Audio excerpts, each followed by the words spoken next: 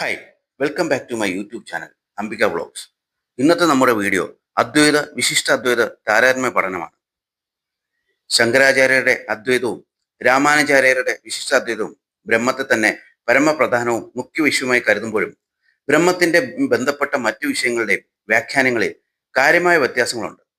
അവയെ നമുക്ക് ഇങ്ങനെ ക്രോഡീകരിക്കാം. അദ്വൈത ദർശനം നിർവചിക്കുന്നത് നിർഗുണ ബ്രഹ്മത്തെയാണ്. വിശിഷ്ടാദ്വൈതത്തിൽ സ്വരൂപനായ ഈശ്വരനുള്ള സഗുണ ബ്രഹ്മം. അദ്വൈത പ്രകാരം ജഗത് അതായത് ലോകം മിഥ്യയാണ്.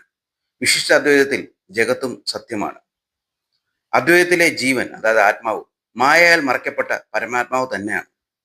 വിശിഷ്ട അദ്വൈതത്തിൽ ആത്മാവും സത്യമാണ്, പരമാത്മാവുമായി ബന്ധപ്പെട്ടിരിക്കുന്നു എന്ന് മാത്രം.